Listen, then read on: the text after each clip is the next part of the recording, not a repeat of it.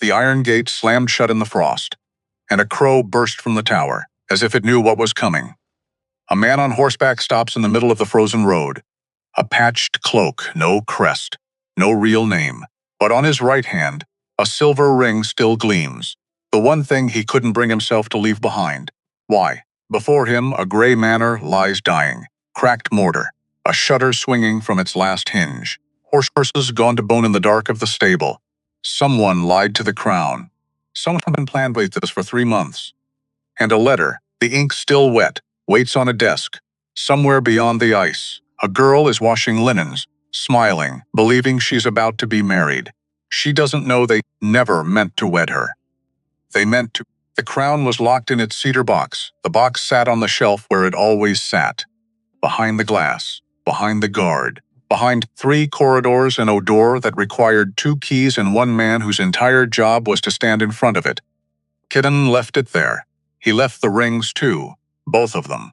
The ceremonial one with the northern seal, and the plain silver band he wore on his right hand, on days when he needed to remember what he was actually fighting for. He left the coat with the fur collar, the boots with the silver clasps, the horse with the northern banner stitched into the saddle blanket. He took the old wool cloak, the patched one, the one his steward had tried to throw twice and Caden had kept pulling back from the discard pile without entirely knowing why. He knew why now. It looked like nothing, like nobody. Like a man with a long ride behind him and no particular reason to be looked at. That was exactly what he needed. The council meeting had lasted 4 hours. 4 hours of men talking about Ironfield Manor, like it was a ledger entry, like the Alliance was a column of numbers that needed to balance. Like the girl in the portrait on the table was a figure in a calculation who woke up every morning in a house she hadn't chosen and made the best of what was in front of her. Someone passed the portrait around. Caden looked at it once, a young woman in a blue gown, hair arranged carefully, hands folded in her lap. Expression composed in the particular way of someone who had been told exactly how to sit for exactly this kind of painting. He couldn't read her at all, which was either a sign of excellent training or a sign that the painter had never actually looked at her.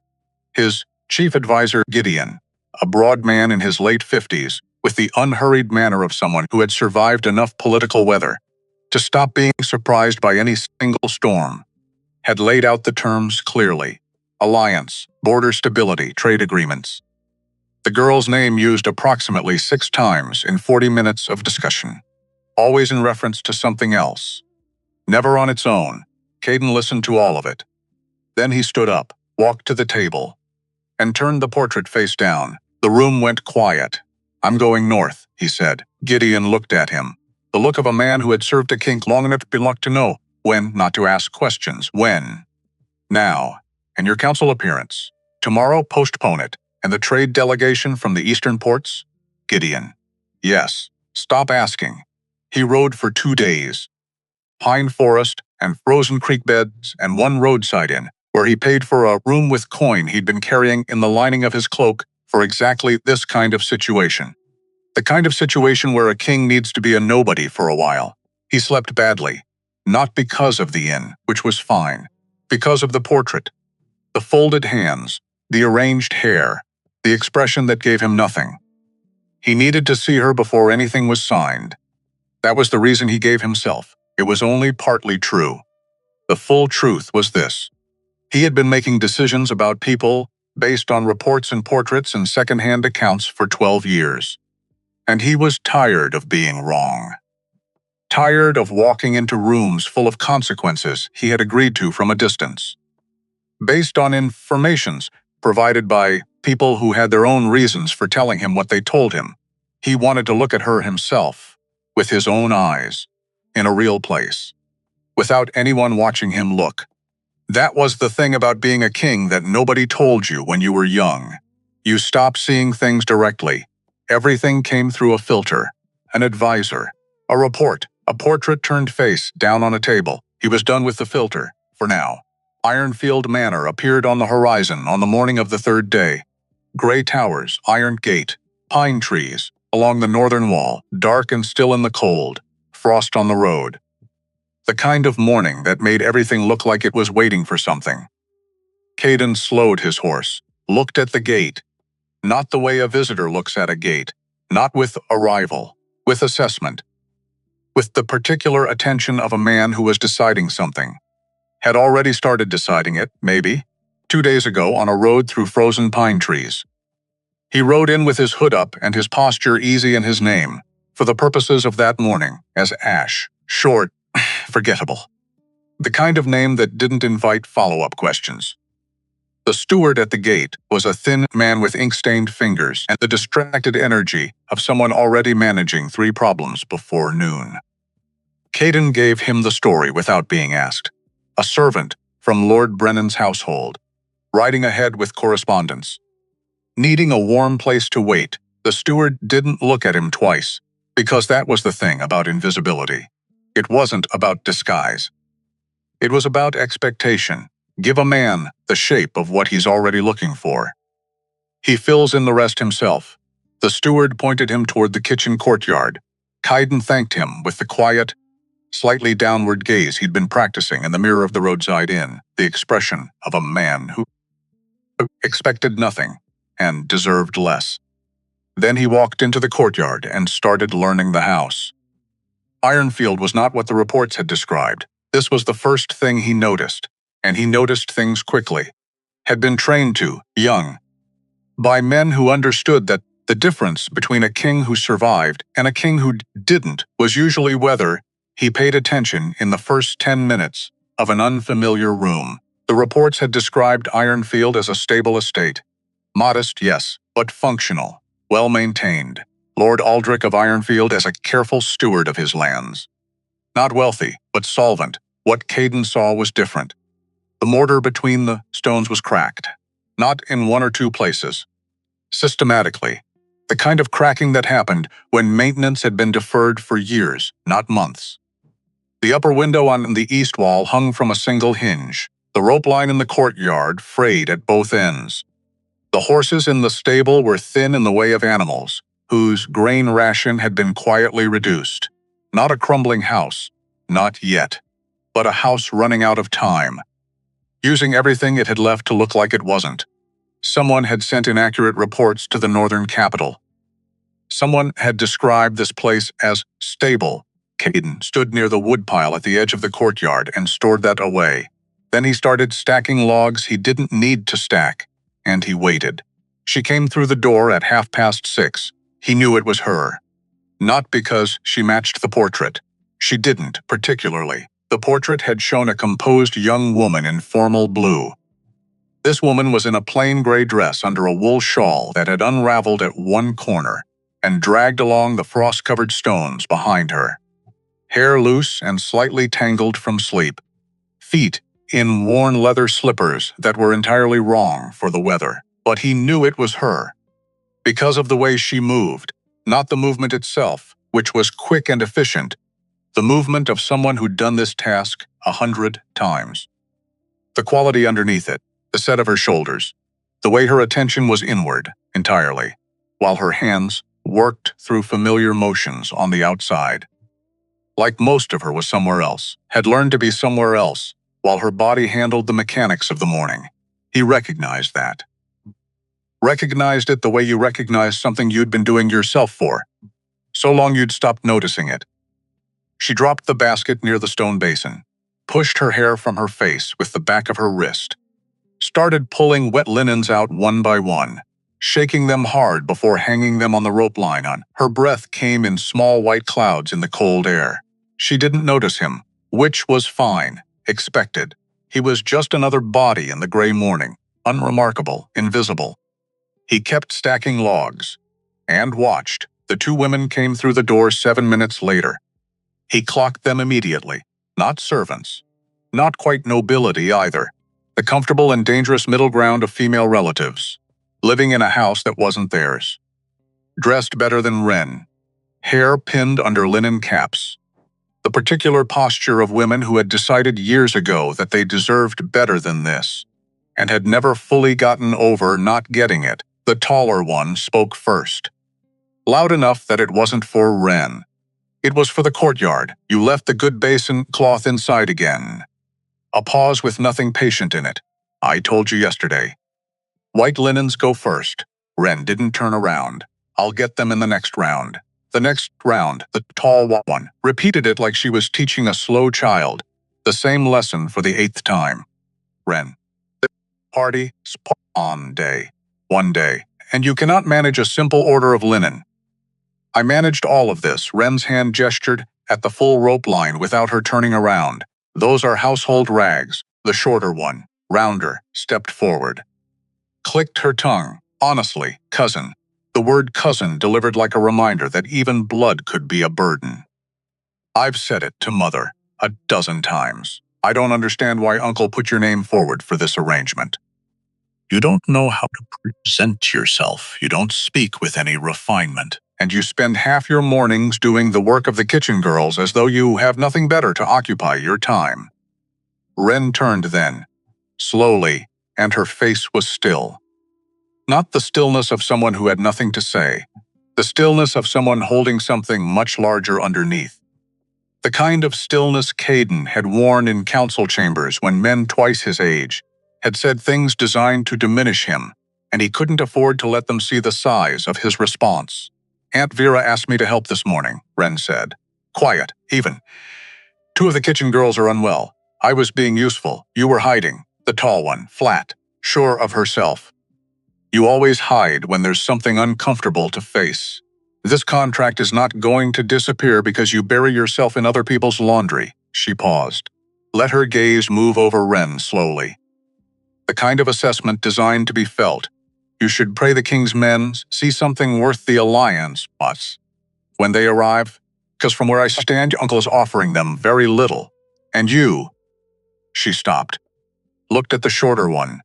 The shorter one laughed. Quick, bright. The kind of laugh that was worse than whatever came before it. Then they turned and went back inside. The door closed, not a slam. A Dagul wooden sound that somehow carried more weight than a slam would have. The courtyard went quiet.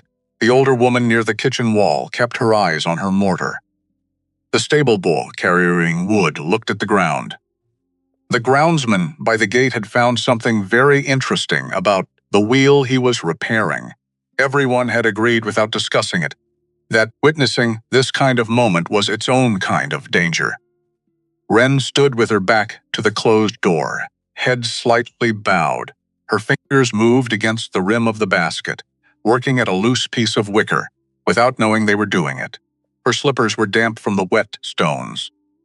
There was a small red mark on her left wrist where the basket handle had dug in. She didn't cry, she didn't make a sound, but something in the line of her back, the particular quality of her stillness, the way she was holding herself together with the sufficiency of someone who had been doing it for a very long time. Kaiden set down the log in his hand, carefully. The way you set something down when you're not sure what you'll do if your hands are occupied with it. She looked up directly at him, and he held her gaze. A half-second too long for a servant. Too steady for a man with nothing to hide. He saw the uncertainty move through her eyes. Quick. Instinctive, the flicker of someone registering that something wasn't quite what it appeared, without yet knowing why. He looked down at the logs, heard her footsteps cross the courtyard, slow and even. Stop a few feet away, I don't know you, she said. Her voice was lower than he'd expected, quiet but not soft, not the softness of timidity. The careful weight of someone who had learned to spend words deliberately. Ash, he said without looking up. Sent from Lord Brennan's household. Waiting on correspondence, a pause. Lord Brennan's household is 2 days south, she said. I rode through part of the night. Another silence. Longer. He could feel her attention on him. The same quality of focus she'd brought to the laundry line. Unhurried, complete. The attention of someone who looked at things long enough to actually see them. There's porridge left from breakfast, she said. The kitchen door's unlocked. Help yourself before it goes cold. He looked up because he couldn't stop himself. She was already walking away, basket under her arm, the loose corner of her shawl trailing across the frost gray stones behind her. She didn't look back. She moved like a woman who had offered the only small kindness available to her, and expected nothing in return for it.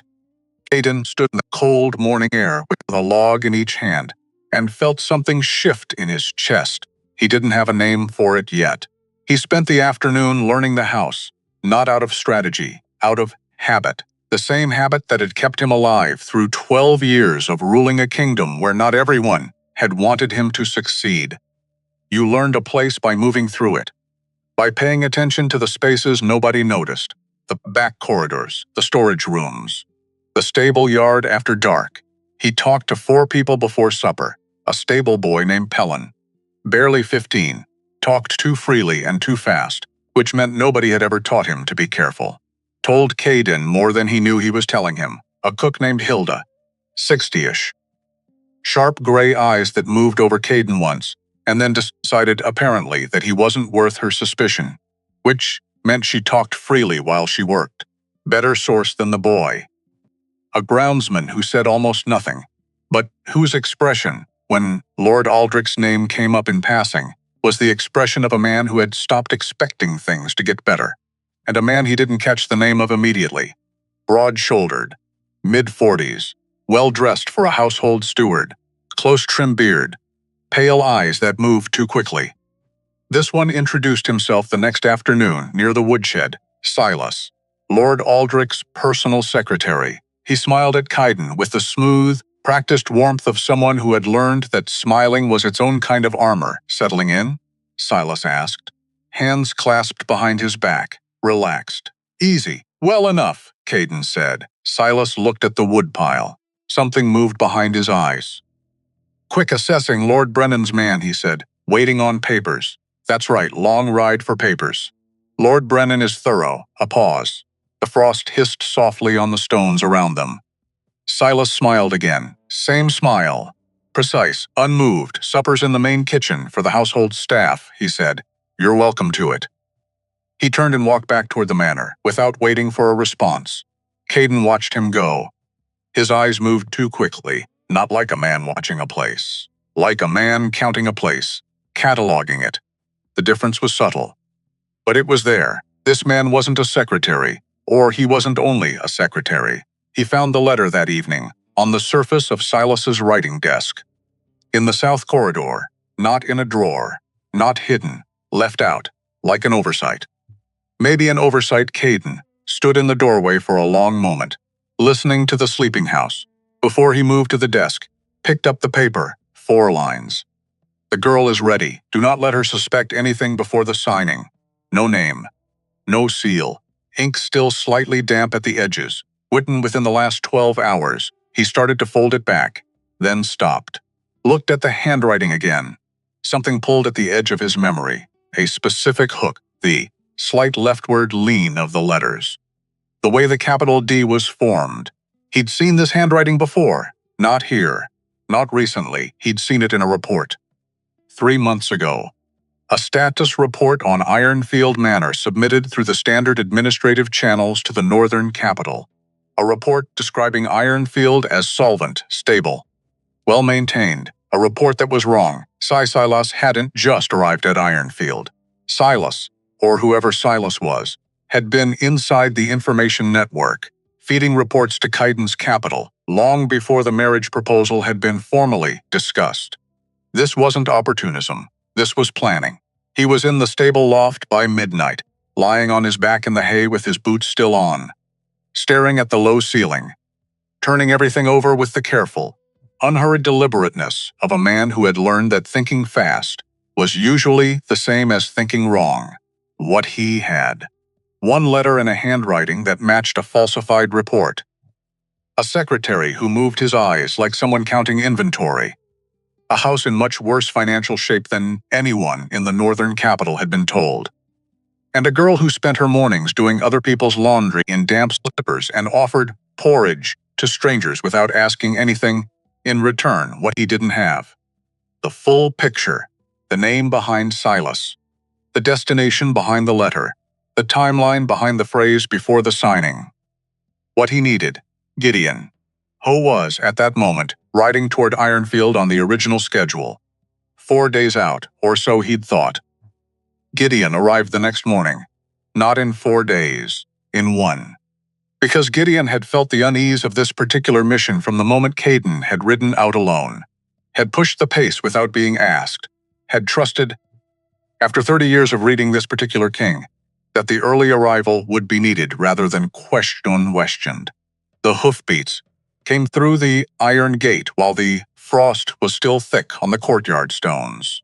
6 riders, the Northern Territory's gray banner folded flat against the saddlebags, deliberately inconspicuous for an official delegation, which told Caden exactly how seriously his people took their instructions.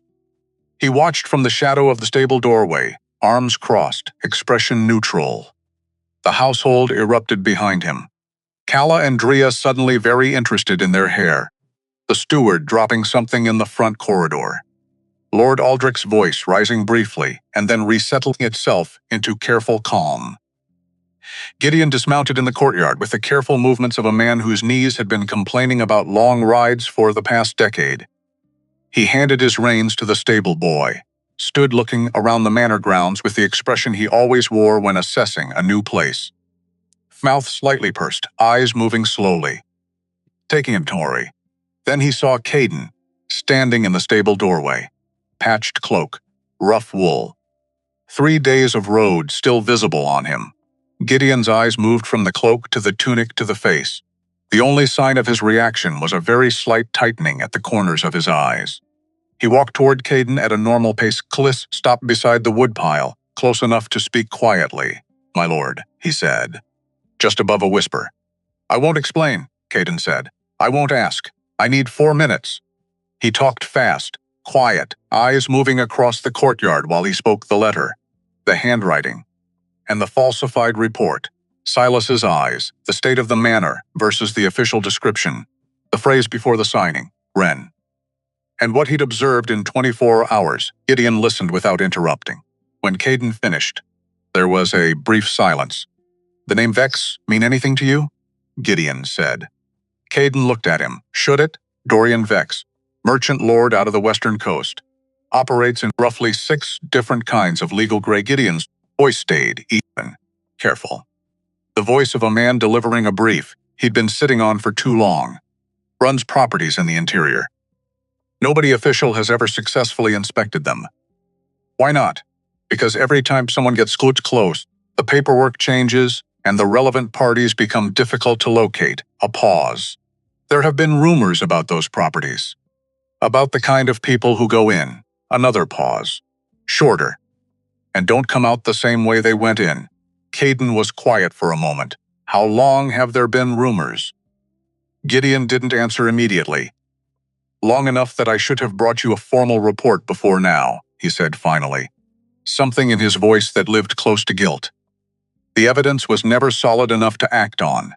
He's careful, Caden repeated, very quietly. "Yes." Caden looked across the courtyard at the manor's back door, closed. No damp slippers on the frost. No basket of wet linen. "Is there any connection," he said, "between Vex and a man going by the name Silas, secretary to Lord Aldrich of Ironfield?" Gideon was quiet. "That's the thing I need to find out," he said. "Then find it," Caden said. "Tonight." He saw her again that evening, not in the courtyard. He'd gone back to the woodshed at dusk, moving slowly, looking purposeful without having a purpose. The kind of low-level movement that was invisible in a busy household. She was in the window. 2nd floor, north-facing, the only lit window on that side of the manor at that hour. She was standing with one hand pressed flat against the glass, looking down at the courtyard, and then she was looking at him. He didn't look away, neither. Did she not for a long moment. He couldn't read her expression from the courtyard. Too much distance, too little light.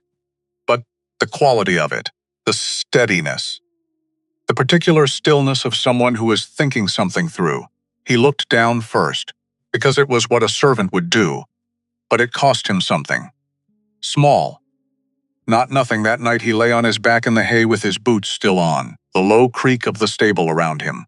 One horse shifting in its stall. The thin light from the east window that would be the first marker of dawn, he thought.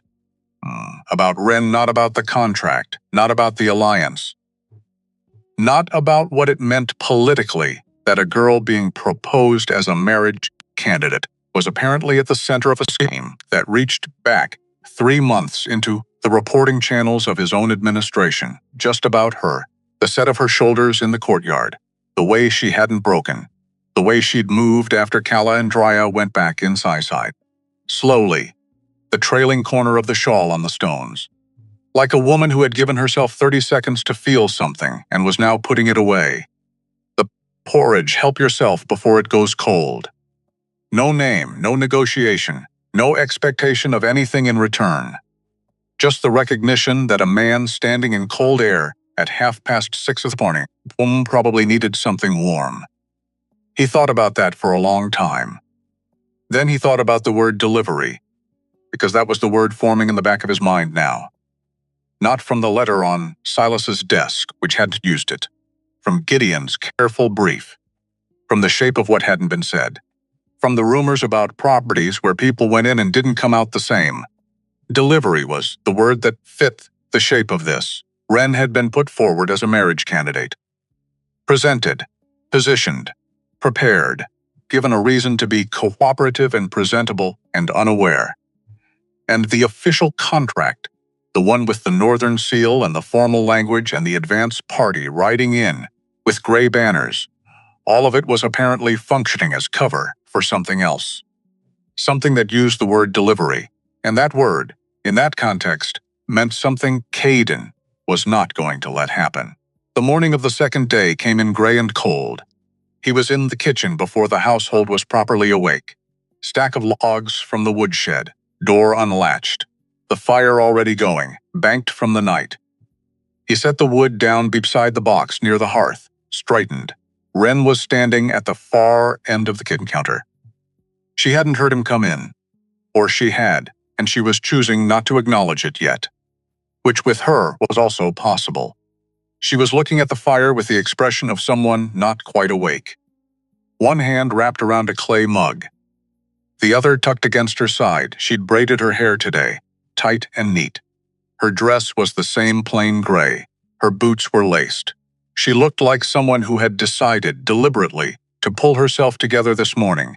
He set the logs into the box quietly, turned. She was looking at him. Lord Brennan's household uses a burgundy seal on their correspondence, she said. I've seen it enough times to know it. He didn't respond. The seal on the letter you had in your coat when you arrived was dark blue. She tilted her head slightly. With a mark I didn't recognize, the kitchen was very quiet. Just the fire. The faint sound of someone moving in a corridor above. The cold air from the gap under the door. He looked at her. She looked back. I'm not from Lord Brennan's household, he said. I know, she said. I've known since yesterday, she said it without heat. Without triumph. Like a fact that had been sitting in her pocket and she was simply taking it out now because the moment called for it. He didn't respond immediately. You moved the woodpile, she said. The afternoon you arrived. From the right side of the shed to the left, the wind was coming from the east. It's better protected on the left. I've been stacking it on the right for 3 winters. It's not always going to come from the same direction. A pause. No, she said. It's not. She looked at him for a long moment. Not accusatory. Not alarmed. The same careful, unhurried quality of attention she'd had in the courtyard. The look of someone willing to wait until they'd seen enough to decide. Are you here to harm me? She asked, direct. Simple. The question of someone who had decided there was no point in approaching it sideways. No, he said. She held his gaze. Then she turned back to the fire. There's porridge on the left hook, she said. It's still warm. He found Gideon near the stable before noon.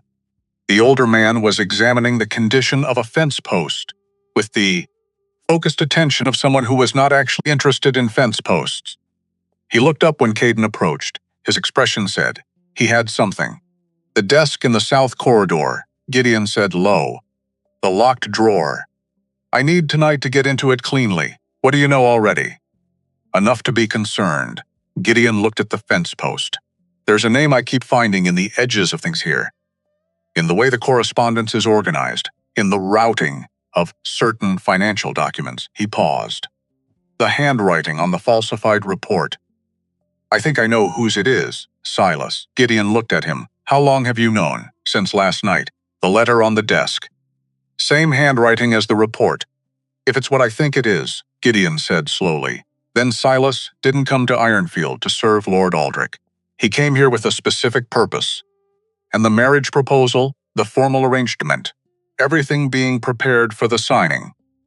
He stopped. It's cover, Caden said. Yes, for what exactly? That's what's in the locked drawer. A pause. Tonight, Caden said. Tonight, Gideon agreed. The afternoon brought Silas again. Caden was in the woodshed when Silas appeared in the doorway. Same easy posture, same precise smile. The hands behind back stance of a man who had decided years ago that looking relaxed was the same as being in control. The advance party seems to be settling in well, Silas said. Seems like it, Caden said. Long ride from the north. Most rides from the north are, Silas laughed. Easy. Warm. Like a man who found everything slightly amusing in a benevolent way. Lord Aldrich is eager for tomorrow to go smoothly, Silas said. A great deal depends on this arrangement, I'm sure. For both families, he paused. Just a beat, and for Wren, of course. A good match for her, stability, a future that Ironfield alone couldn't offer. He said her name, like it was a piece on a board. Caden looked at him. Just for a moment. Just long enough to make it slightly too long. Lord Brennan is particular about his correspondence, Caden said. I should check on it. He moved past Silas and out of the woodshed. Behind him, he heard nothing. No movement. No reaction, which was its own kind of answer. The window was lit again that evening, second floor. North-facing. This time she wasn't standing at the glass. She was sitting in the chair by his side, her profile visible. The faint warm light of a single candle behind her. A book open in her lap. Her attention, somewhere far away from the page. Caden stood in the courtyard below and watched her the way you watched something you were trying to understand. Not the surface of it, the structure underneath. Girl who noticed wrong seals on letters. She had no official reason to examine. Who read the books in a half-empty library until she understood trading codes from the western coast. Who spent 3 years stacking wood on the same side of the same shed. And knew it so well she could tell from a second-floor window when someone had changed it. Who had been told, her entire life, that she was not enough. And who had, apparently, decided at some point not to believe that, or maybe just decided not to care. He wasn't sure which was braver. She looked up, directly down at the courtyard, directly at him. He didn't look away this time. Neither did she. Below the window, in the frost of a second night, something that had been unnamed in Cade's chest since yesterday's began quietly to acquire a shape. He didn't name it yet. It was too early for names. She found him at the woodpile before dawn. She came through the kitchen door at 5:30, earlier than usual. Fully dressed, hair braided, boots laced properly. But her eyes had the look of someone who had been awake for hours before deciding to get up. Which, because he'd had that look himself for the past 2 days. She stopped. Looked at him in the gray pre-dawn. You're here early, she said. Couldn't sleep. She was quiet for a moment. The advance party arrived yesterday, she said. I noticed. The signing is today. She said it evenly. Like reading a line from a document. This afternoon I know. She looked at him. And there was something in her face he hadn't seen before. Not the practiced stillness, not the careful economy of someone managing what she showed. Something more direct. Like she'd made a decision in the dark of a sleepless night to stop spending the energy it took to maintain a certain kind of distance. There's something wrong with this arrangement, she said. I don't know what, but I've known it for weeks and I don't know who to. She stopped, looked away. You don't know who to tell, he said. She was quiet. No, she said, very quietly. He looked at her, the gray morning around them, the frost on the stones, the rope line empty in the cold, the whole sleeping house behind its cracked mortar and hanging shutters. Holding all the things it hadn't said. I know what's wrong, he said. She looked at him. I need to show you something, he paused. But not here. Not like this. When? This afternoon. The library, if that's— Yes, she said, no hesitation. Just the word. He nodded. She looked at him for a moment longer. That careful, complete attention. Then she looked at the woodpile. You stacked the east side lower, she said. Wind's coming from the west today. A pause. How can you tell? The way the smoke moves from the chimney. She looked at the chimney, looked back at him. You notice things, she said. Not quite a question. Yes, he said. So do I, she said. And she went back inside. The morning passed slowly. Gideon had signaled at breakfast with a very slight nod. The locked drawer. Done. Resealed. The contents documented. Whatever was in that drawer, Gideon had it.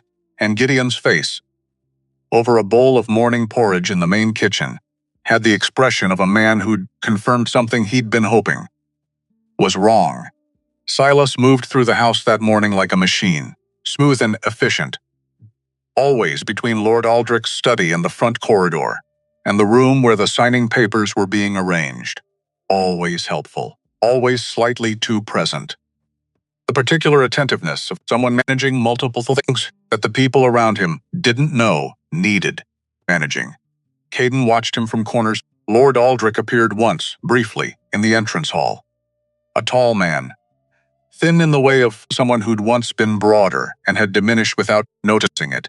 His hair had gone mostly gray. He moved with the careful deliberateness of a man carrying more weight than was visible. He stopped in the hallway, looked down the corridor toward the kitchen. Something moved across his face, too brief to read.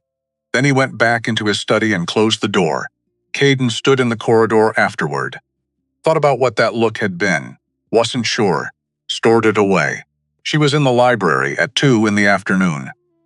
He knew because he'd learned the house well enough by now to know where she went when she needed to be alone. The library. Always. The library. Because it was cold and dim and half empty and no one else wanted it. He climbed the east stair, the one she'd mentioned casually 2 days ago, not knowing he'd stored it. The only stair in the house that no one with a reason to watch him used. He checked the corridor. Empty. Knocked once.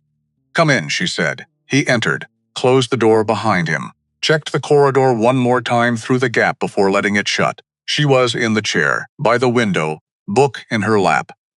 She wasn't reading it. She'd probably known that from the moment she sat down. She looked at him, and he crossed the room, sat down across from her, not standing over her, level with her, because this conversation needed to be between two people, not between a person and a position, she noticed. He could see that she noticed. My name is not Ash, he said. She said nothing, just waited. He looked at her, at the still face, the careful hands. The woman who had carried a piece of fear alone for 2 days because she hadn't known who to tell, and had chosen to carry it rather than trust the wrong person with it. My name is Kaiden, he said 3 words. But they were the 3 words that changed the shape of the room. Her face didn't move, but her eyes did. Something in them shifted. Not alarm, not the outward expression of someone processing a shock, more like someone hearing a sound they'd been half expecting, and feeling the size of it now that it had arrived. You came here yourself, she said. Yes, in borrowed clothes. Yes, to see me. A pause. Before the contract, he said. Yes. She looked at him. Outside the window, the frost had turned to thin gray drizzle. The pine trees stood dark and still. The smell of rain on old stone came through the gap at the bottom of the frame, mixed with the dust and leather of the room. What did you hear? She said. In the courtyard the morning you arrived. Enough. Enough to what? Enough to understand, he said, that whatever you've been told about this arrangement is not the same as what's being told in certain other rooms. Silence. Then very quietly. Harwick, she said. His expression shifted. Where did you hear that name, my uncle? This morning. Speaking to Silas. I was passing and wasn't meant to hear. She watched his face. What is it? She said. What does it mean? He looked at her, this woman, in a cold library, in worn boots, with a book she hadn't been reading in her lap, and a piece of fear she'd been carrying alone for 2 days. 3 years of wood, stacked on the right side of a shed, before someone thought to move it to the sheltered side. He'd come to Ironfield to observe, to assess, to make a rational decision about a political contract with the cold efficiency of a man who had learned that sentiment was a luxury his position could not afford. He had not come to have a conversation that mattered. He was about to have one anyway. "I'm going to tell you the truth," he said. "All of it. It's going to be difficult to hear, but I need you to hear it clearly. Because what happens in the next 24 hours depends on you understanding exactly what kind of danger you're standing in." She looked at him. "Steady. Tell me," she said, and he did. He told her everything. Not the softened version. Not the version with the edges rounded off to make it easier to receive. The full weight of it, laid flat on the table between them like evidence. Like something that deserved to be seen clearly before anyone decided what to do about it. He told her about Astorian Vex, merchant lord of the western coast. 6 kinds of legal gray and properties in the interior that no official inspection had ever successfully entered, properties where people went in and didn't come out the same. He told her about the letter on Silas's desk, the handwriting that matched the falsified report sent to the northern capital 3 months ago. The report designed to make the marriage proposal look like routine political business instead of bait. He told her about Gideon, about the locked drawer, about what Gideon's face had looked like over a bowl of morning porridge when he'd confirmed his worst suspicion. He told her about the word that kept appearing in the shape of this thing, delivery. He said that word and watched her face. She didn't flinch. She didn't cry. She sat in the chair by the window, with the drizzle running down the glass behind her and the book still in her lap and her hands folded on top of it.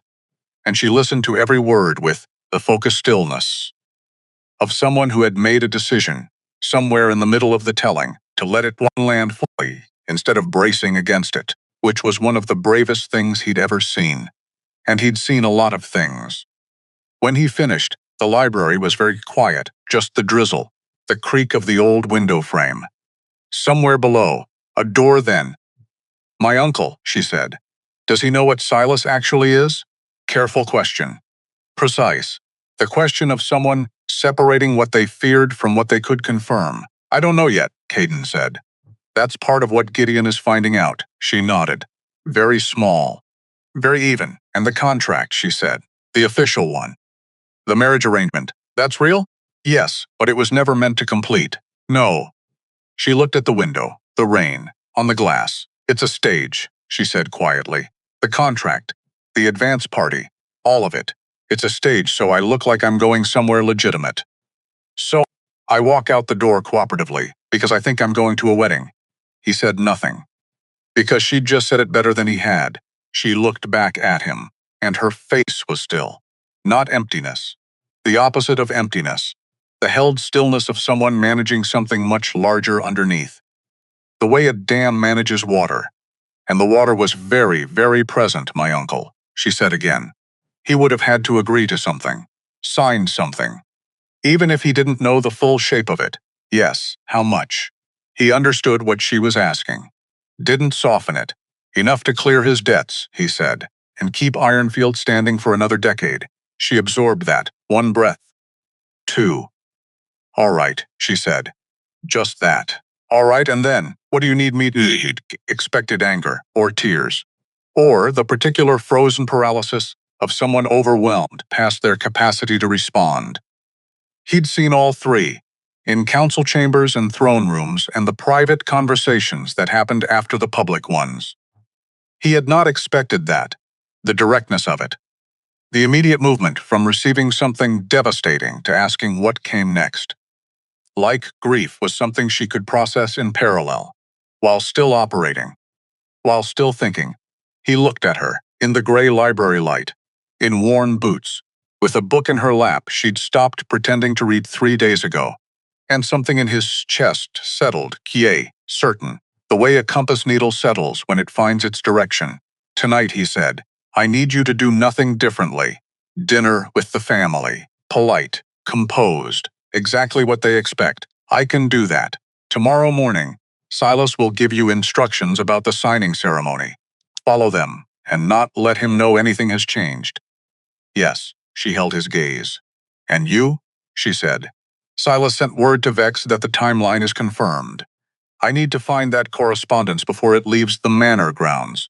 Once I have it, I have everything needed to move against Vex legally. Permanently, he paused. But I need one more night inside this house to do it. She was quiet for a moment. Thinking, not hesitating, there was a difference. And he'd learned to read it. Then she said, "The library. No one comes here. What?" She looked around the room, the half-empty shelves, the broken clock, the 3 ceramic jars nobody had ever used. There's a door at the back, behind the far shelf. It connects to the east servant's stair. The only stair in the house that Silas doesn't use. He looked at her. "You can work from here tonight," she said. Without anyone knowing, he held her gaze. She looked back at him with the clear, steady eyes of a woman who had just been told the ground beneath her had been hollow the entire time, and had decided, without any drama about it, to keep standing on it. "Thank you," he said. She shook her head. Very slightly. "Don't thank me yet," she said. "Thank me when it's over." She left the library first. He waited 4 minutes, then followed by the east stair. In the corridor below, the house moved through its afternoon preparations, silverware being counted in the dining room. Calla's voice somewhere near the front stairs, bright and carrying, talking about what she planned to wear to the signing. The steward crossing the entrance hall with a stack of pressed linens. Nobody looked at him. He was the woodshed man, the correspondent waiter, the nobody from Lord Brennan's household who was apparently very committed to his cover story. He found Gideon in the stable yard at 3:30. Both of them looking at the same horse, both giving the impression of men discussing something unremarkable about travel distance. "The drawer," Caden said. "Low, done," Gideon said. "Resealed. He won't know." "What was in it?" Gideon was quiet for a moment. "More than I hoped," he said, "less than I feared. But Caden." He paused. There was something else. He reached into the front of his coat and produced a small card, flat, about the size of a calling card. He held it out at his side without looking at it. Caden took it without looking down later. The stable loft. Candle burned low. He looked at it. A card, gold, small. A symbol, pressed into the metal, not engraved, pressed, with the kind of tool used in workshops that made things meant to last. A symbol he recognized, the mark of the Vex family line. Western Coast. Old money turned to new operations. The mark used on contracts, on property deeds, on the kind of official documents that needed an identity attached to them. It was the mark of Dorian Vex. Found in a drawer in Ironfield Manor, in the possession of a man called Calliscus, who had arrived 4 months ago to serve as a personal secretary. Caden turned the card over, on the back, in that same familiar handwriting. MC, Fight 7. On MC, Silas had initials.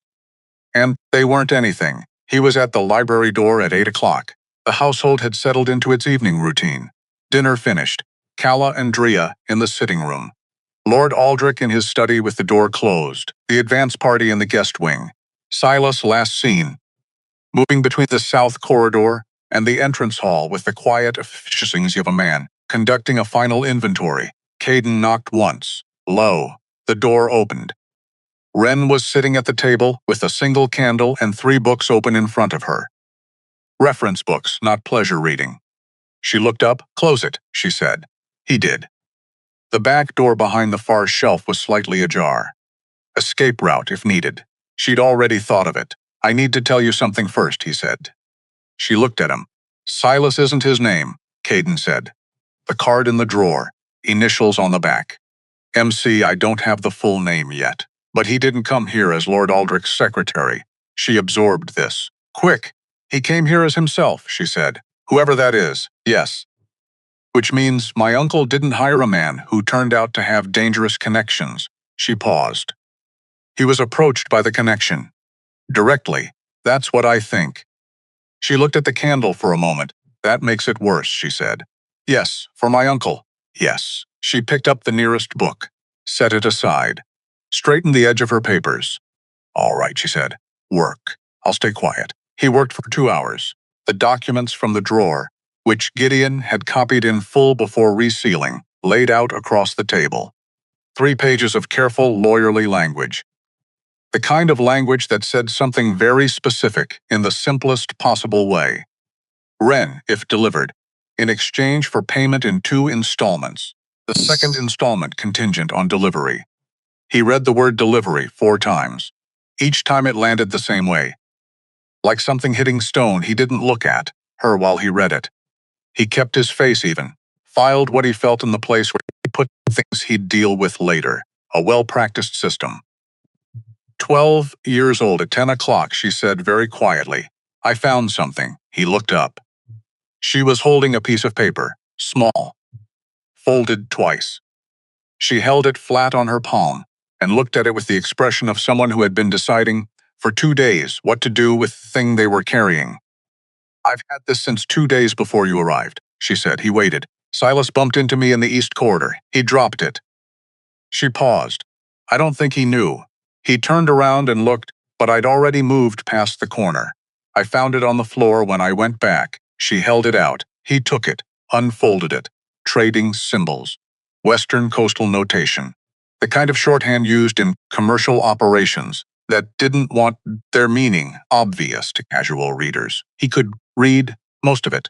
He'd made a point of learning most things that were designed to be difficult. The symbols described a transfer, a transport arrangement, timing within a day of the signing, written in plain text, Wren of Ironfield, as arranged, WV. 7. He looked up. She was watching him. You've been carrying this for 2 days, he said. Yes. Why didn't you tell someone? She looked at him and said nothing, because the answer was already in the room. Because she'd said it that morning in the kitchen. Tell who? He held the piece of paper and felt something shift that had nothing to do with the investigation. Everything to do with the particular weight of what it meant to carry a piece of fear with no one to hand it to. Why did you tell me? He said. She considered this. Because you moved the woodpile, she said. He looked at her. And because you sat down, she said. In this room. When you could have stood, he didn't respond. You made yourself level, she said simply. People who are going to use you don't bother doing that. He started to fold the paper, then stopped. WV7, he said. You see this notation at the bottom? Yes, WV7, in the card I found. MC, V7, she went 7, she said. The same. Yes, what does it mean? He looked at her. I think it means Silas isn't working for Vex, he said. I think it means Silas is Vex. The room was very quiet. The candle moved in a draft from the window gap. He's here himself, she said. Yes. In this house.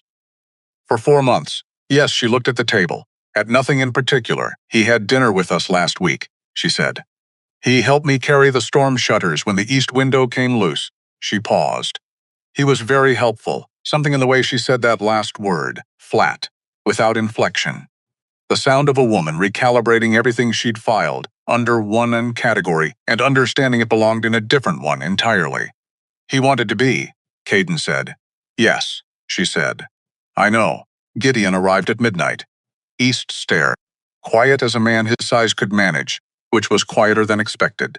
He came through the back door behind the shelf. Looked at the papers on the table. Looked at Wren, looked at Caden, said nothing about any of it, sat down. Read for 15 minutes. The only sounds were the candle and the occasional shift of paper. Then Gideon set the last page down, placed both palms flat on the table, looked at Caden. We have enough, he said, to move against Vex, against the whole operation. If we move quickly, he paused. The Western properties, the transport arrangements.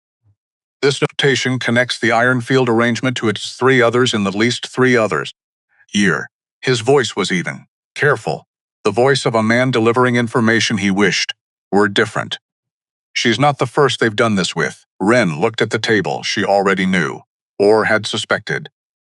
But hearing it said plainly was different. How many? She said. Gideon looked at her. We don't have a complete number yet, she nodded, once. Precise then. But you will. Yes, Gideon said. We will. The decision nearly broke everything. This was the part Kaiden would return to later, in quieter moments. The moment he'd moved too fast. It was 1 in the morning. Gideon had the full documentation. The plan was to let the morning come. Let Silas move through his preparations. Let the signing ceremony begin to take shape, and arrest him when the moment was controlled, when there was no route out and no warning sent. Clean, careful, done properly. But Kaiden had sat in the library after Gideon left, turning the gold card in his fingers, reading WV7 for the 9th time, and had made a decision. He'd gone to the South Corridor, found 2 of Gideon's men who were part of the advance party, told them quietly. Silas was to have his movements restricted from tonight, not arrested, not confronted, just contained, watched. No correspondence leaving through him, reasonable, logical, too early. He knew it at 1:30. One of Gideon's men found him at the east stair. Spoke quickly and low, the evening food delivery. The man who brought the kitchen provisions at sundown. Usually a routine run, usually checked by the steward, but the steward had been occupied with the guest wing linens and had waved the delivery man through. Silas had been at the kitchen door when the delivery arrived, for approximately 4 minutes, long enough to pass a folded note. The size of a calling card, gone before anyone thought to look. How long ago? Kaiden said. An hour, maybe a little more, an hour. He stood in the dark east corridor and felt the weight of that, an hour's head start. Delivered to someone outside Ironfield. Someone who was now aware that the timeline was in question. He had moved too fast. Given Silas exactly enough pressure to trigger the contingency, without being contained enough to stop the damage, he'd made the wrong call. He stood there with that for a long moment. Did not excuse it. Did not rationalize it. Just held it. The way you held the full weight of a mistake before you decided what to do about it. Then he went back to the library. Wren looked up when he came through the back door. Wryed his face in about 3 seconds. What happened? She said. He told her. Short. Direct. No softening. She's listened. He sent word out. She said, yes. To someone outside Fairfield. Yes. Who now knows something has changed. Yes. She looked at the candle. So, the morning is going to be faster than we planned, she said. Yes. And more unpredictable, yes. She was quiet for a moment. Then she said, does this change what I need to do tomorrow? He looked at her. No, he said. If anything, it makes it more important that you're exactly where he expects you to be. Doing exactly what he expects you to do, she nodded. All right, she said. Just that. He looked at her for a long moment. You're not going to ask me how I let it happen, he said. She looked up at him, a slight pause. You already know how it happened, she said. You don't need me to tell you. He was quiet. What I want to know, she said, is whether you can still fix it. He held her gaze. Yes, he said. Then that's what matters. He went to Aldrich's study at 2:30. The house was deep in its sleeping hours. The kind of quiet that wasn't peaceful, just absent. The fire in the study had burned down to coals. One lamp. Aldrich was at his desk, with papers in front of him that he clearly hadn't been reading. He looked up when Kaiden entered, and something happened in his face, not surprise. More like the expression of a man who had been dreading a knock on the door for a long time and had just heard it. Kaiden closed the door, sat across the desk without being invited. Aldrich looked at him. You're not from Lord Brennan's household. No. A pause. How long have you been here? 3 days. Aldrich looked at his hands. The ring on his finger caught the lamplight. He was quiet for a long moment. What do you know? He said finally. Everything, Kaiden said. Aldrich closed his eyes, just for a moment. Just long enough to do the thing a man does when something he's been carrying finally becomes visible to someone else. Then he opened them. I needed money, he said. The debts go back 8 years. Bad harvests. Worse decisions. I made inquiries through a merchant contact about a private loan arrangement. He stopped. The contact arranged a meeting with an investor. A man named Silas, Kaiden said. He called himself Heron. I found out later that some of the paperwork used the name Silas. I didn't ask about the discrepancy. His voice was flat. I should have. Yes, he offered to settle the debts, in full, and fund the estate's operation for the next 10 years. In exchange for cooperation with the marriage arrangement. Aldrich looked at the papers in front of him. He said it was a straightforward alliance proposal, that the Northern Territories were genuinely interested in Wren as a candidate, that the contract was legitimate. Did you believe him? A long pause. I heard his name once, Aldrich said, 3 weeks ago, in a reference from the Eastern Port Merchant.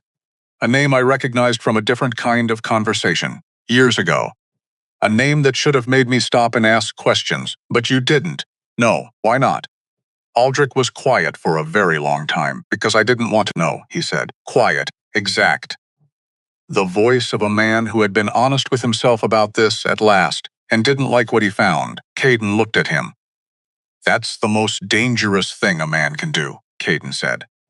Choose not to know so he doesn't have to choose what to do.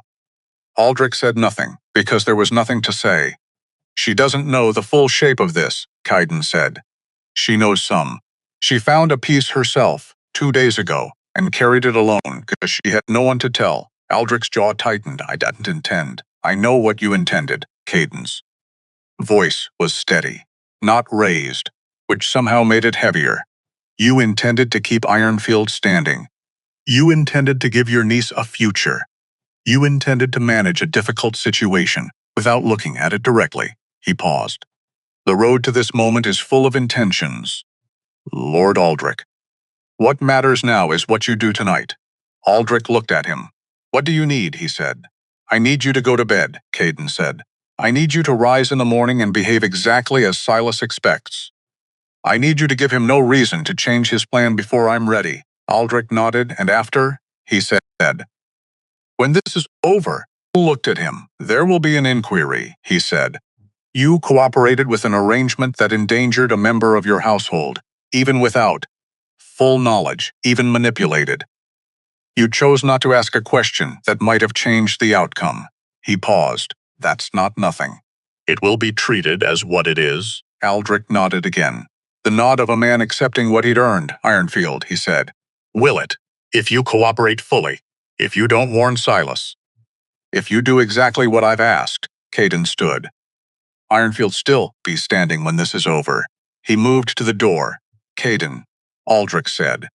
He turned. She's a better person than this house deserved, Aldrich said. She always was. Caden looked at him for a moment. I know, he said, and left. Back in the library at 3 in the morning. Wren was asleep in the chair, which she clearly hadn't intended to do. The second candle she'd lit an hour ago had burned halfway down. Her head was slightly to one side. The book had fallen closed in her lap. He considered waking her, decided against it. He sat at the table. Read through the documents one more time. Made 2 notes on the back of a blank piece of paper. The kind of notes that were for thinking, not for record. The kind you burned afterward. He looked at her, asleep. Fully dressed. Boots still on, because she'd expected to be awake. Braids slightly unraveled on the side she'd leaned against. One hand still resting on the book. She looked different asleep. Not younger exactly, less managed. The practiced stillness gone because she wasn't awake to maintain it. What was left was just a person. Tired. Actual, he thought about everything she'd done in the past 3 days, not what had been done to her. Not what had been planned around her, without her knowledge, by men who thought she was a variable to be managed, what she'd done. Noticed the wrong seal on his first day and stored it. Found the trading notation in Silas's fallen paper and carried it alone for 2 days. Read enough books in this cold library to decode a Western coastal commercial cipher. Sat in this chair and listened to him tell her the ground beneath her was hollow. And asked immediately what she could do to help. What I want to know, she'd said, is whether you can still fix it. Then that's what matters. He thought about the portrait on the table in the council chamber. The arranged hands. The composed expression. The woman he'd been about to agree to marry, based on a report and a painting. He looked at the woman in the chair. These were not the same person. The portrait was a surface. This was a structure. The difference between the appearance of composure and the actual thing underneath it, built not from ease, but from 12 years of necessity, of being overlooked, of carrying what couldn't be handed to anyone, of staying level when the ground moved. He thought about a lot of things, sitting at that table.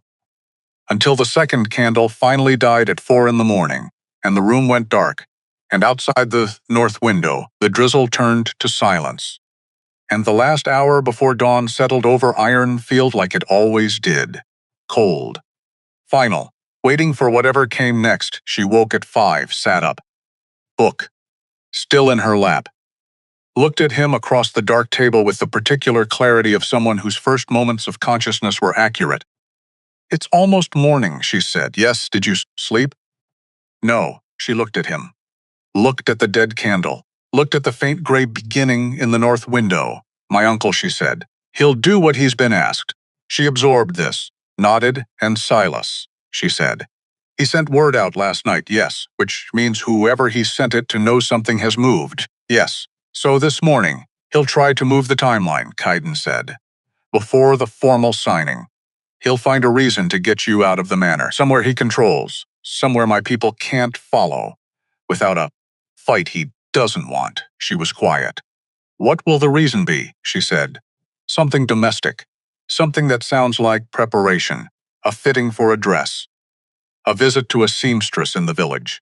Something that explains why you'd leave Ironfield in a carriage with him and not raise a flag." She thought about this. "And I need to appear to agree," she said, "until you don't," he said. She looked at him. "When do I not agree?" she said. "When I tell you." A pause. "How will I know?" she said. "I'll be at the front door," he said. She held his gaze, long enough to decide. "All right," she said. She stood, smoothed her dress, straightened her braid with the quick efficiency of someone resetting to operating condition, picked up the fallen book, set it back on the shelf. Then she turned to him. "There's one more thing," she said. He waited. She reached into the back of the nearest reference book on the shelf, thicker than the others, and removed a small folded piece of paper. Her notebook pages. "From the first night," she said, "I wrote down everything I noticed about you." She held it out. He took it, unfolded it. Her small, neat, dense, the list she'd described, the wrong seal, the eyes that didn't lower, the way he'd looked at the gate, every observation she'd made in the first 24 hours. Catalogued with the precision of someone who had nothing to protect herself with except the accuracy of her own attention. At the bottom, a single line. "Does not walk like a servant, does not stand like one either. Waits like a man who is used to waiting for something worth waiting for."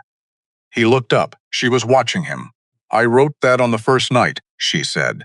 "Before I knew anything else about you." He looked back at the paper, dotted it, folded it, held it. "Why are you showing me this now?" he said. She looked at him straight. "Because today is going to be difficult," she said. "And I wanted you to know that I made my decision about you before any of this. Not because of what you did. Not because you helped me." She paused. "Because of how you stood in a courtyard in borrowed clothes and waited. And because you moved a stack of wood to the sheltered side without being asked." She moved to the back door, put her hand on the latch. "I'll be at breakfast in an hour," she said. "I'll act exactly as expected." She looked at him over her shoulder. "And I'll trust you to be at the front door when it matters." The door opened. She went through it. The latch clicked shut.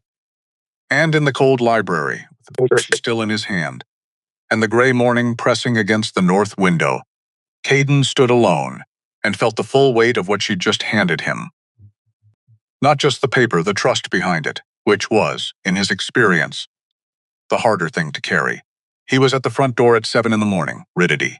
Because that was the one thing he was absolutely certain he would be. 7 in the morning, Caden was at the front door. He'd been there since 6:45, standing near the entrance hall. Not in the doorway, not visible from the main corridor, just present. The way a man is present when he has decided that a particular thing is not going to happen and is prepared to make that decision physical if necessary. The house was awake, loudly, frantically. Specifically awake in the way of a household that had been told its most important guest of the decade was arriving and had responded making every possible preparation simultaneously. The steward was counting linens again. Someone was polishing silver in the dining room. The smell of fresh bread from the kitchen. Hilda's voice, somewhere in the back, low and steady, organizing chaos the way she'd probably been organizing chaos for 40 years. Calla and Drea were on the stairs, dressed, hair arranged, speaking in the bright, performative voices they used when there was an audience worth performing for. Lord Aldrich was in his study with the door closed. He'd been there since dawn. Caden had heard him go in, had heard the door click shut, had not heard it open, which meant Aldrich was doing what he'd been asked, sitting still, carrying the weight of what he'd helped build without knowing he was building it, and doing the one useful thing left to him. Nothing. Silas came down the main staircase at 7:15, dressed well, composed, moving with the smooth, unhurried efficiency of a man who had a plan and trusted it. His pale eyes moved across the entrance hall in their quiet, cataloging way. Registered Caden near the door, registered him as the correspondence waiter, filed him accordingly. Still. Good. He crossed toward the dining room, where Wren was already at the breakfast table, with Calla and Drea and 2 members of Gideon's advance party, playing their roles with the same discipline they'd been using for 3 days. Unhurried, pleasant, official without being formal. Caden watched from the corridor. Wren was extraordinary. That was the plain truth of it. Not extraordinary in the way the portrait had suggested. Extraordinary in a different and more difficult way. She sat at that table and ate her bread and answered questions, and smiled at exactly the right moments. Her hands were still. Her spine was straight. Her eyes were clear. And everything underneath all of that was something she had decided, in a cold library at 3 in the morning, to hold in place for exactly as long as necessary. She looked, to anyone watching, like a young woman who was slightly nervous about an important day, which was exactly right, because she was supposed to look like a young woman who was slightly nervous about an important day. Silas sat down across from her, poured himself tea, said something pleasant about the weather. She responded pleasantly about the weather, and Caden watched Silas's eyes, not the words, not the pleasantness, the eyes. They were moving quickly, over the advance party members, over Gideon, who was eating without appearing to pay attention to anything, over Wren, over the door counting. Again. Something had shifted in him overnight, the note he'd sent out, the awareness that things were moving differently than planned. He hadn't changed his face about it, but his eyes were doing the work his face was refusing to do. He was recalculating. And a recalculating Silas, who was possibly actually Vex, and had been running this operation for 4 months, with the careful patience of a man accustomed to managing details, was going to make a move before the formal signing. Caden was certain of it. The question was when, and what shape it took. The answer came at 8:45. Silas set down his teacup, looked at Wren with a smile that was exactly as warm as all his other smiles.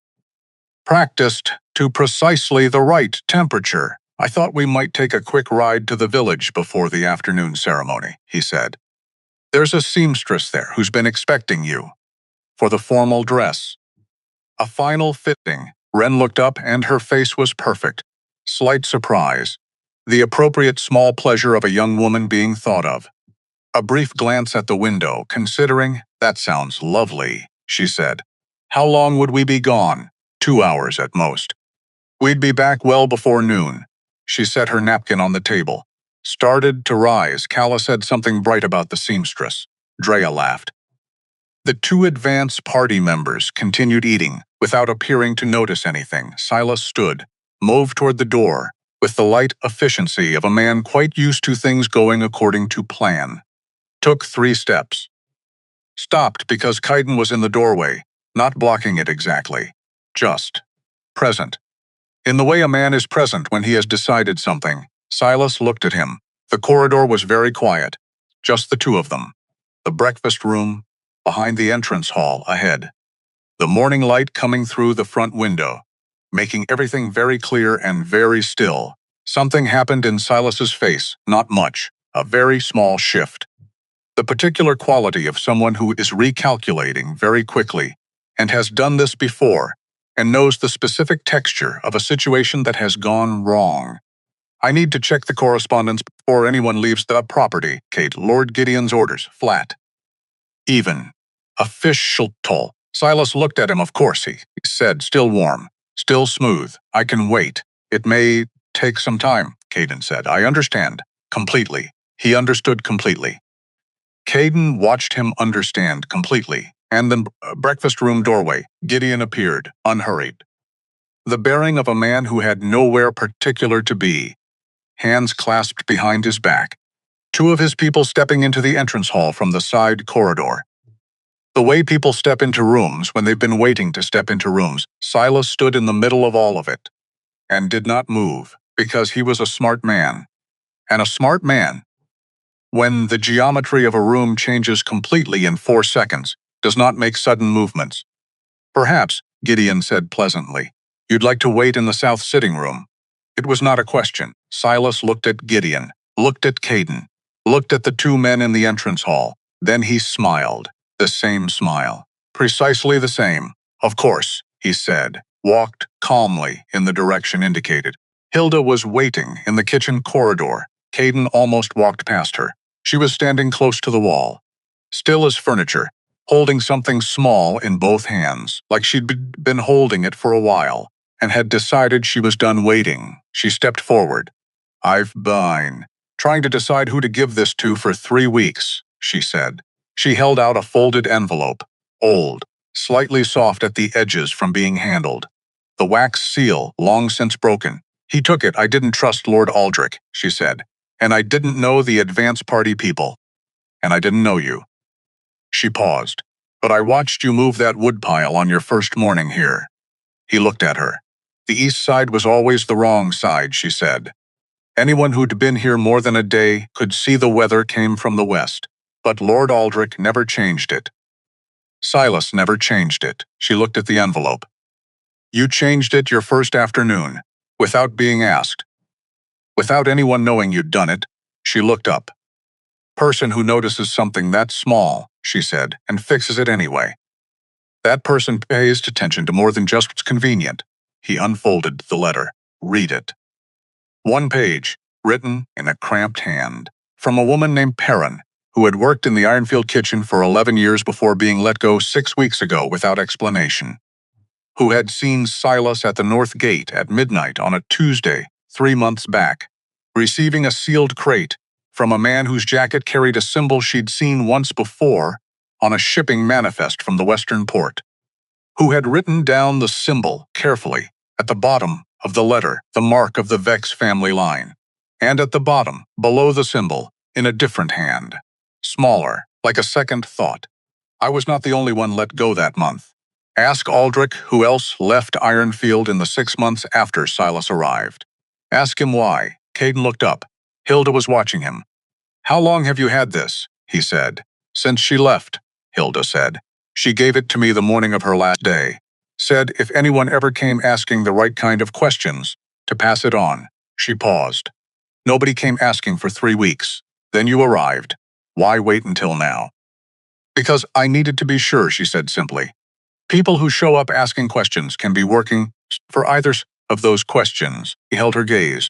And you're sure now, he said. You were at the front door at 6:45, she said. You didn't go to breakfast. You didn't move. You just waited. She folded her hands. That's not a man who's here for himself. He found Gideon in the south corridor. 20 minutes later, gave him the letter. Watched Gideon read it, watched Gideon's face do the thing it did when something confirmed what he'd been calculating for hours. Not satisfaction, the opposite of satisfaction, the specific expression of a man who'd wanted to be wrong and wasn't. Perrin, Gideon said. I can find her, do it, and the other staff who left, all of them. Names, dates, reasons given. Caden paused. Cross-reference with any property transfers registered in the Western Territory in the last year. Anything touching a V.7 notation? Gideon nodded. This connects to more than Ironfield, yes. How much more? Caden looked at him. That's what we're going to find out, he said. Aldrich came out of his study at 10. He looked like a man who had aged carefully and significantly in the space of a single night. Not broken, just reduced. Like the last of something had finally been set down, and he was discovering what he looked like without it. He walked into the entrance hall and stopped, looked at Caden. "It's done," he said. "Silas is contained," Caden said. "He'll be taken north today." Aldrich nodded, looked at his hands. "Will he say who sent him originally? Before the Ironfield connection. Who directed him here?" "He'll have incentive to cooperate," Caden said. Eventually, Aldrich was quiet for a moment. "I'll tell you everything I know," he said. "Every conversation, every document I signed, every name I heard and didn't ask about." He looked up. "All of it I know you will." Caden said. A pause. The inquiry, Aldrich said. "Yes. When, after I return north, within the fortnight. A formal investigator will come, Crown appointed. You'll have representation." Caden looked at him steadily. "You cooperated. You didn't warn him. That carries weight, but it doesn't erase the rest." "No," Caden said. "It doesn't." Aldrich looked at the floor, then looked up. "She's in the library," he said quietly. "She went up after breakfast. She looked—" He stopped. "She looked like herself," which I realize I haven't said in a long time. I realize I haven't looked at her directly in a long time. Caden said nothing. "I don't expect her to forgive me," Aldrich said. "I'm not asking for that, I know," Caden said. "But I'd like her to know." He stopped again. "I'd like her to know that I know what she is, and that whatever I fail to do, it wasn't because I didn't." He stopped, because some things don't have a clean ending. Because some sentences end in the middle. Because the person saying them finally has the honesty to know they don't deserve a clean ending. Caden looked at him. "Tell her yourself," he said. He climbed the east stair. The one Silas hadn't used. The one she'd shown him on the second night. Mentioned quietly. Practically. Like a woman who had mapped every exit in a house she hadn't entirely trusted. Knocked once. "Come in," she said. He opened the door. She was at the window, standing this time, not the chair, both hands at her sides, looking out at the pine trees, which in the mid-morning light had lost the darkness they wore at dawn and become simply trees. Gray-green, still, the frost gone, the drizzle gone. A thin, pale sky above the manor grounds. She turned when she heard him, looked at him. And he saw it happen in her face, the thing she'd been holding in place since 5 in the morning.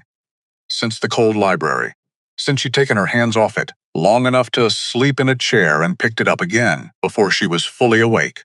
The held stillness, releasing, not collapsing. She didn't collapse. She wasn't the collapsing kind, and he'd known that from the second morning in the kitchen, with the wrong seal and the bowl of porridge. Just releasing, like a fist opening. "He's contained?" she said. "Yes. He'll be taken north within the hour," she nodded, "and my uncle cooperating fully. There will be an inquiry." "I know," she looked at the window. "He came to my door this morning. Before breakfast, he knocked and stood there and said—" She paused. "He said he was sorry. Just that. He didn't try to explain it. Is that enough?" Caden said. She thought about it. Actually thought about it. "No," she said, "not yet." A pause, but it's where you start. With the actual words, without the justification after them. She looked at him. Most people can't manage even that. He crossed the room, sat down at the library table, because that was where conversations in this room happened. Not standing. Level. The way he'd done it the first time, and the way it had mattered more than he'd expected. She turned from the window, sat in the chair. The same position, and nothing between them for once. No cover story. No investigation, no documentation spread across the table. No reason to be in this room, except the two of them, and whatever came next. He looked at her. "There's something I need to ask you," he said. She waited. "The contract," he said. "The real one. The formal arrangement that was proposed between Ironfield and the Northern Territories." She held his gaze. "I want to discuss it with you," he said. "Not through intermediaries. Not through signed documents sent through the post. Not through a portrait on a table that told me nothing about who you actually are." He paused. "With you. Directly. As two people who have spent 3 days being more honest with each other than either of us planned." The library was very quiet. The pale morning light in the north window. the smell of old books and dust, and the faint cold of stone walls. Ren looked at him for a long moment, and something in her expression shifted. Not the smile, not yet, not quite. Something underneath the smile. Warmer than composure and more careful than happiness. I need to say something first. She said. He waited. If I agree. She said. I agree because I choose to. Not because this house has debts. Not because my uncle needs something from this. Not because you came here and discovered what was happening and did something about it. She looked at him directly. I'm grateful for all of that. But gratitude is not a reason to marry someone. And I won't pretend it is just because it makes paperwork easier. He held her gaze. I know, he said. And I need time, she said, to know the difference between choosing and having no other choice. I've never had enough time to tell them apart. I'd like that to change. He looked at her. How much time, he said. She considered. Come back in 3 weeks, she said. Not in borrowed clothes. Not with a different name. As yourself. And we'll have an actual conversation without the investigation, without the emergency. Without me in a house that's been trying to manage me, and you in a costume trying to stop it. A pause. Just 2 people, she said. Talking. He looked at her for a moment. Then 3 weeks. 3 weeks, she said. He stood, moved to the door, stopped, turned back. The woodpile, he said. She looked at him. I moved it on the first afternoon, he said. Before I knew anything. Before the letters. Before Silas. Before any of it, he paused. I moved it because the wind was coming from the west, and the east side was wrong, and it seemed like it had always been wrong, and nobody had noticed. She was quiet. I know, she said. That's all it was, he said. She looked at him. I know. She said again. And this time the thing underneath the composure was fully visible for exactly a moment. That's why it mattered. He left. Down the east stair, through the kitchen corridor, past Hilda, who looked at him once and said nothing, and went back to her bread, out through the kitchen door, and into the pale morning. The frost was gone. The drizzle was gone. The pine trees at the edge of the grounds stood in the thin, clear light of a November morning, with all their darkness put away. He breathed, once, twice. Then he went to find Gideon. Silas left in a closed carriage before noon. He walked to it, without being pulled, without resisting, without any outward sign that the man climbing into that carriage was anyone other than what he'd presented himself as. A secretary, a functionary, a man in the middle of a small administrative inconvenience, the same smile, all the way to the carriage door, which was either extraordinary nerve or the behavior of a man who had done this before, who had been in situations where everything went wrong and had learned that maintaining the surface was the only thing that left options open. He watched the carriage leave through the iron gate. The gate swung closed, clanged, and Ironfield Manor settled into the strange particular quiet of a place where something had been removed that had been hiding in it for a long time. Not peaceful yet, not clean. Those would take longer. Would take the inquiry and the restructuring and the slow work of Aldrich accounting for what he'd allowed without knowing he was allowing it. But Quieter, the particular quiet of a house that had stopped holding its breath. Gideon found him near the stable at 1 o'clock, stood beside him. Looked at nothing. The Western Properties, Gideon said. I've sent the documentation to the Port Authority and the Magistrate's office. Official inspection within the fortnight. He paused. There will be more found there than just a paper trail, I know, Caden said. It's going to be a long investigation, I know. And Vex, Gideon stopped. If that's who Silas is. He's been running this for years, longer than the Ironfield arrangement. There are going to be other cases. Find them, Caden said. All of them. Gideon was quiet for a moment. You stayed 3 days in a borrowed coat to look at one woman, he said. Because you didn't trust a portrait. Yes. You were right not to. Caden said nothing. She's not what the proposal described, Gideon said. Not a criticism, just a fact. No, Caden said, better or worse.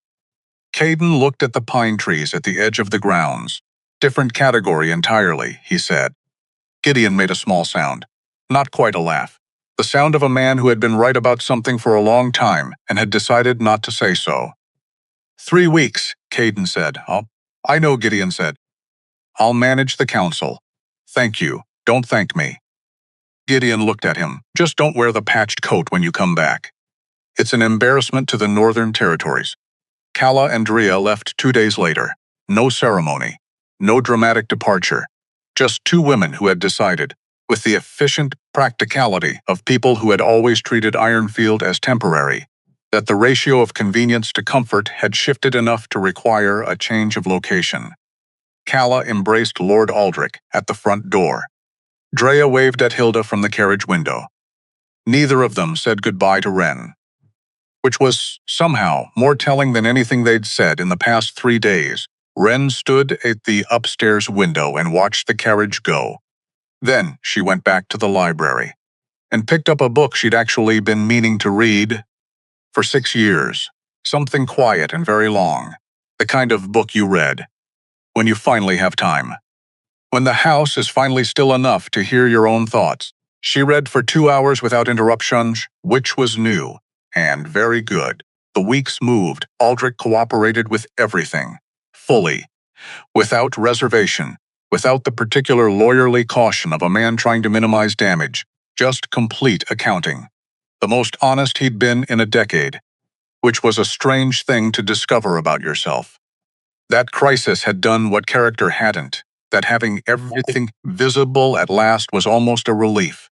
Ironfield was placed under Crown oversight, the debts restructured, not forgiven. Because forgiveness without consequences wasn't really forgiveness. It was just accounting that felt kind. But Ironfield would survive, and Aldrich would manage it, carefully, with much less margin for error than before.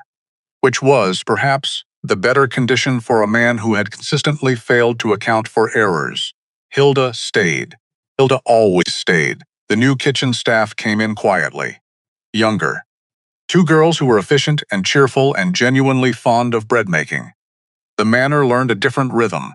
Wren read 11 books in 3 weeks. Rearranged the library. Found a complete edition behind a shelf that had been there since before she was born. Discovered that the 3 ceramic jars she'd never understood the purpose of were for soaking dried herbs, and started using them. Small things, her own things. The particular quiet pleasure of moving through a house without waiting to be told where to stand. He came back on a Thursday morning, before the frost had fully lifted. The carriage arrived through the iron gate with the northern seal on the door, and the great foreigner at the pole, and 2 outriders who were clearly not trying to look inconspicuous. No patched coat, no borrowed name. The steward opened the front door, stood there with the expression of a man trying to decide which version of shocked to be. Caden dismounted, looked at the manor, gray towers, iron gate. The cracked mortar he'd noticed on the first morning. The pine trees along the north wall, darker now in the deeper cold of late season. Same place, different reasons for being in it. He walked to the front door, through the entrance hall, up the main stair this time. Not the east stair, the main one. Because he wasn't hiding, and didn't need the servant's route, and wasn't carrying a false name, or a borrowed coat, or any of the careful invisibility he'd needed 3 weeks ago. He was himself, which was, he had discovered over 12 years of ruling a kingdom, the most difficult thing to consistently be. The library door was closed. He knocked once. "Come in," she said. He opened it. She was at the table, book open in front of her, actually reading it this time. She looked up, and for a moment she did the very brief recalibration that people do when they see a version of someone they know in a context that's different from where they've known them. He was in formal riding gear, dark, northern cut. The silver ring on his right hand that he'd left behind 3 weeks ago, back on his finger where it belonged. She looked at him for a moment. "You look strange without the patched coat," she said. He stood in the doorway. "I left it behind," he said. "I know. Gideon sent a note." "He did," he said. "And I'm quoting directly here. The coat has been retired. The kingdom is grateful, something he hadn't done in a while, almost. Not quite a smile, deeper than that." He walked into the room, sat down at the table, across from her, The same chair, same position, level. She closed the book, set it aside, and looked at him. 3 weeks, she said. 3 weeks, he said. You came back. I said I would. She looked at him. I know, she said. I was testing whether you'd state it plainly or try to make it sound like more than it was. He looked at her. And you stated it plainly, she said. Good. A pause. Outside the window. The pale, cold sky. The pine trees. The empty rope line in the courtyard below. So, she said, 2 people. No investigation. No emergency. No borrowed clothes. No borrowed clothes. An actual conversation. Yes, she folded her hands on the table. Not in the performed way of the portrait. Just resting. The hands of someone who wasn't managing what they looked like. Tell me something true, she said. Something you wouldn't have told Ash's version of yourself on the first day. He thought about it. Actually thought about it. Then, I turned the portrait face down before I left the council chamber, he said. Before I'd made any decision about coming here. Before I knew anything was wrong, she waited. I turned it down because no one in that room had said your name like you were a person, he said. Just like you were a term in an agreement. And I didn't. He paused. I didn't want to look at you that way. Even in a painting, the library was quiet. She looked at him. That's a good true thing, she said. Your turn, he said. She was quiet for a moment. When you came into the kitchen on the second morning, she said, and told me you weren't from Lord Brennan's household. I already knew that. I'd known for a full day. She paused.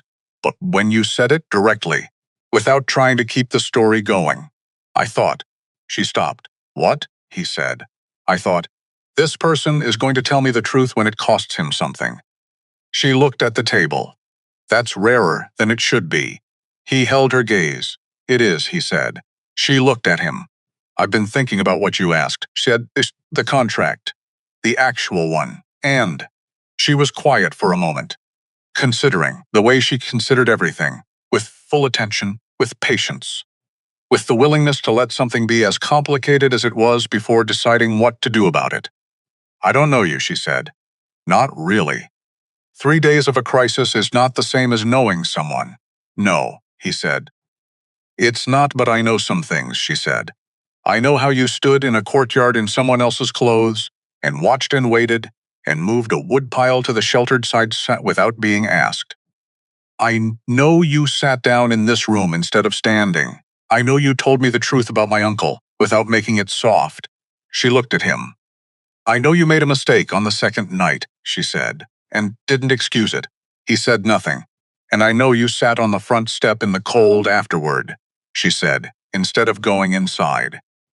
Because you'd said you'd be at the door and being wrong earlier didn't change what you'd committed to. A pause. Hilda told you that, he said. Hilda tells me everything. She looked at him. She's been on my side for 23 this years. I've learned to return the favor. He looked at her. This woman in a cold library in a manor at the edge of the northern pines. In worn boots she'd replaced last week with slightly better ones. Hair, braided neatly and practically with no performance in it. A book closed beside her that she'd actually been reading, taking up exactly the space she was owed. Finally, quietly, without making a production of it, so she said, I'm willing to know you better, if you're willing to be known accurately. Which is different from being known favorably. I know the difference, he said. Good, she said. Then yes. We can discuss contract. He looked at her. Not today, she said. Today we're just 2 people in a library. We can discuss the contract next time. Next time, he said. Yes. She opened her book again, then looked up. There's fresh bread in the kitchen. Hilda made it this morning. She'll be offended if the king doesn't try it. He stood. I suspect Hilda is difficult to offend, he said. You'd be surprised, she said. She has very strong feelings about bread. He moved to the door, stopped. Turned back, the woodpile, he said. I checked on my way in. Someone stacked the east side lower again. She looked at him over her book. The wind shifted back, she said. 3 days ago, west again. He looked at her. You changed it, he said. Someone had to, she said. You weren't here. The months that followed moved in the way that things move when they're being built rather than managed, slowly. With care. with the occasional argument that was real rather than performed, with disagreements that were about something and therefore resolvable, with the particular quality of trust that only develops when two people have already seen what the other looks like under actual pressure and decided they can work with it. The inquiry completed in early spring. Aldrich gave full testimony. The investigation into the Western properties found what Gideon had expected and worse. The proceedings lasted the better part of a year. What was uncovered and what was done about it was not a simple story and not a fast one, but it was done thoroughly. Because Kaiden had made a promise in a cold library to a woman who had been carrying fear alone for 2 days, and promises made to people who are carrying things alone deserve to be kept completely. The wedding was at the end of summer. Wren had asked for small. She got small. The great hall of the northern capital was set for 200 instead of 2,000, and the senior council members complained about protocol, and Gideon told them, with the unhurried authority of a man who had made peace with everything, to manage their expectations.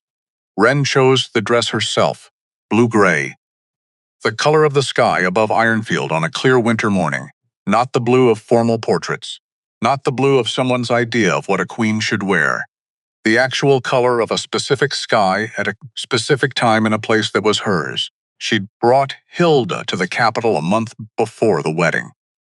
Hilda had opinions about the palace kitchens, loudly. The palace kitchen staff had opinions about Hilda's opinions. It was, Kaiden reflected, the most efficiently resolved conflict his administration had managed in 3 years, because Hilda's method of conflict resolution was to simply outlast every objection until the other party agreed that bread made her way was better, which it was, and everyone could move on. The evening of the wedding. Long summer light, the smell of warm stone and pine from the gardens beyond the hall, the celebration inside continuing at its own pace. The pace of people who understood that not every good thing needed to be witnessed. They walked in the gardens, side by side. No particular destination, the way you walk. You're not going anywhere specific, and that's the point. She said, I knew you weren't who you said you were from the moment you looked at the gate. He looked at her. You've said that before, he said. I know. I like saying it. Why? She considered. Because you came all that way in a borrowed coat, to see if I was worth knowing, she said. And I figured it out before you'd finished tying up your horse. She glanced at him. I think it matters. That I saw you seeing. Before you knew I was looking, he was quiet for a moment. And what did you see? He said. She looked out at the gardens, the last of the summer light warm on everything. A man who was trying very hard to be invisible, she said, and couldn't quite manage it. Because he kept doing things that visible people do. She paused, like moving woodpiles. He looked at her. It was practical, he said. I know, she said. That's why it worked. She stopped walking, turned to face him, in the long evening light, in the garden of the northern capital. With the celebration continuing gently inside, and the pine trees dark against the warm sky and the smell of the season, turning slowly toward something cooler. I have a question, she said. Yes, when you sat on the front step, in the cold after the mistake. When you'd been awake all night and the operation was moving faster than you'd planned, and you'd had Gideon's face of confirmation across a porridge bowl. He looked at her. What were you thinking about, she said, sitting there. Not about the investigation, not about Silas. What were you actually thinking about? He was quiet for a moment, an honest moment. The kind that took a second because it was real. You, he said. In the kitchen, the second morning. When you said tell who? 2 words. Like the question had been sitting in you for a long time and you'd finally said it out loud. She looked at him. I thought about that for a long time, he said. On the step, in the cold, the size of what those 2 words were carrying.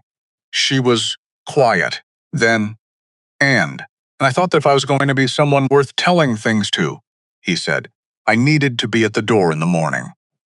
Regardless of what had gone wrong the night before, she looked at moment, the kind of moment that doesn't need anything added to it. Then she said, good answer, and turned back toward the gardens.